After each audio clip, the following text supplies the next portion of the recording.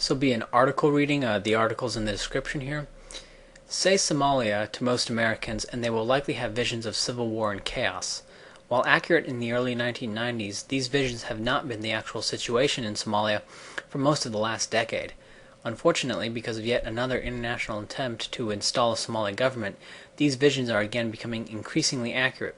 Somalia has been without a national government since 1991, when dictator Siad Barre, I think that's how you pronounce it, was ousted from power. Somalia plunged into a civil war as rival factions attempted to establish a new government. Interventions by the U.S. and UN tended to unite the Somalis against the outsiders, resulting in the famous Black Hawk Down episode, and ultimately the withdrawal of U.S. and UN forces. Once the UN withdrew, a relative peace developed in Somalia. Crime and violence persisted, but not at the levels seen during the Civil War. Various clan elders, warlords, and Islamic courts had power, but none were strong enough to impose themselves as the new government, and most of the fighting stopped. Once this relative peace was achieved, the Somalis began to order their affairs and adapt institutions to provide governance, even though they lacked a government. Most of the order was provided by Somalia's customary legal code, the Zir, which was interpreted by clan elders and informally enforced, mainly through ostracism. Islamic courts existed, but most had little influence. Islamic law was reserved mostly for matters of divorce and inheritance, while the common law covered everything else. Although Somalia is still poor, the ordered anarchy has existed since the mid-1990s and has actually translated into improved living standards. In 2005, Somalia ranked in the top 50% in 6 of our 13 measures, and ranked near the bottom in only 3: infant mortality, immunization rates, and access to improved water sources compared to other countries in Africa.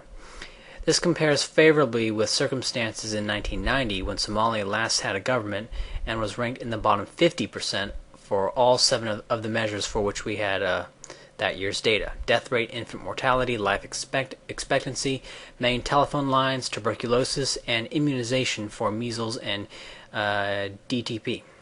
Furthermore, we have found that during the last years of Somalia's government, 1985 to 1990, their performance was deteriorating compared to other African nations, as their relative ranking fell in 5 of these measures. Since their governments collapsed, Somalia has seen its relative ranking improve in 4 of these measures and deteriorate in only 1: infant mortality. Perhaps most impressive is Somalia's change in life expectancy. During the last 5 years of government rule, life expectancy fell by 2 years, but since the state collapsed, it actually has increased by 5 years. Only 3 African countries, Guinea, Gambia, and Rwanda, can claim bigger improvement. Telecommunications is another major area of success. With a variety of companies operating without burdensome government regulations, Somalia ranks high among African countries in the number of phone lines, mobile phone usage, and access to the internet. According to The Economist, a mobile phone call in Somalia is generally cheaper and clearer than a call from anywhere else in Africa.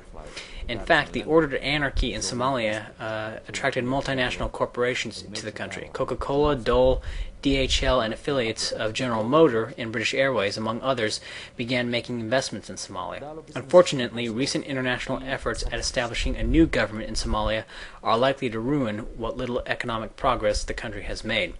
In 2004, the Transitional Federal Government, TFG, was created in exile with UN backing. In February 2006, it entered Somalia and so far controls only the town of Baidoa. The Somalis again have united against this attempt by outsiders to force government on them. Unfortunately, the result has been an increase in the power of the Union of Islamic Courts, the UIC, who, since June, have gained control over much of southern Somalia, including the former capital, Mogadishu. An estimated 600 militias have joined the UIC since the TFG moved into Baidoa in February. Every government of Somalia has exploited the country's population. International meddling created the TFG and, unintentionally, a more powerful UIC. If either group were to become a true government, the population likely will once again become oppressed. In the meantime, the two groups appear headed back into civil war, which will likely result in the kind of chaos the country has not experienced since 1995. Prime Minister Getty, I think that's how you pronounce it, of the TFG recently said, "It is totally misguided not to accept the government. The alternative is chaos. Unfortunately, he's got it exactly backwards. It is, in fact, the attempts to impose a government on Somalia that create chaos. There's no central government to maintain the airports. We build the airports and we search for the airports. The aircrafts that we use now can land on rugged and unpaved landing strips. We only fly when we are sure that's safe. You know, it's 14 years. We never had any problem of any sort. Everything is cash transaction. Our account is on board. If you buy now the ticket in Mogadishu, the money will go on the flight. It will go to Djibouti the same day. Well, sometimes it's difficult without having a government, and sometimes it is a plus not to have a government. Corruption is not a problem. Corruption is not a problem because there's no government. Yeah, because there's no government, yeah.